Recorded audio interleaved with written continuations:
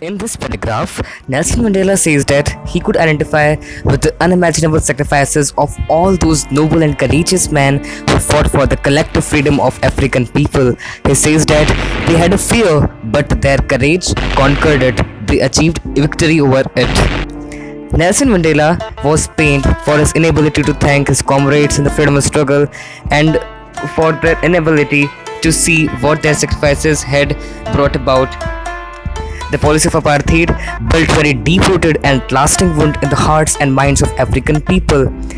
It would require centuries and generations to redress their mind and hearts from that profound hurt, from that long-lasting hurts. The brutal racial discrimination included the policies like separate buses, public washrooms for blacks and whites, and the whites considered them more superior to the blacks. This was brutally treated. This severe brutality and austere suppression from the great personalities who had impeccable courage, wisdom, magnanimity, and generosity. The depths of darkness in turn created bright shining characters and their like would never be known again.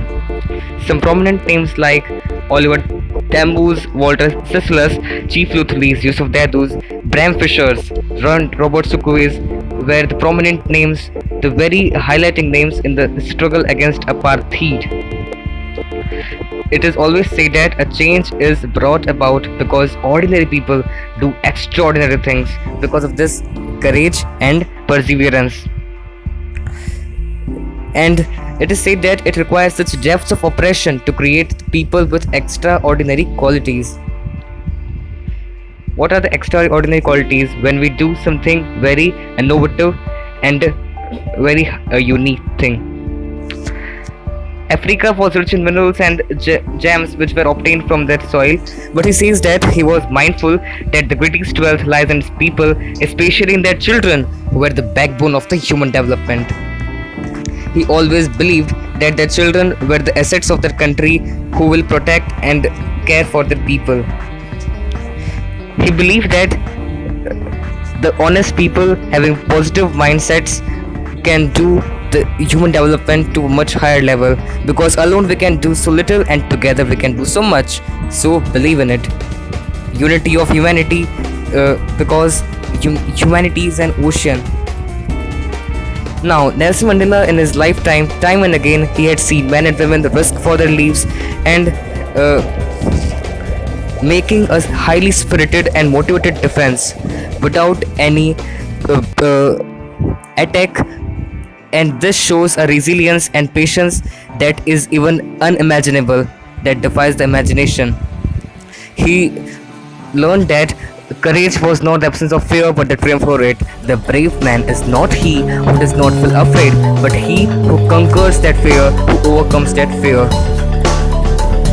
A brave man is he who achieves victory over his fear, because the fear is a powerful beyond measure. Here's a philosophy that no one is born hating another person because of the color of his skin or his background or his religion. And even in the darkest hours of penalty in prison, he would see a ray of hope for shining inspiration in one of the guards, which kept him persisting. So his struggle for the apartheid kept him persisting and patient. He always had a philosophy because he was a philanthropist, and he said that man's goodness is like a flame. Why it is like a flame? Because man's goodness are having the sign of human ethics. So man's goodness is like a flame that can be hidden but never be extinguished. This flame can be hidden, yes, because whenever we are oppressed and suppressed by another people, our freedom is suppressed, and so it can be hidden but never extinguished.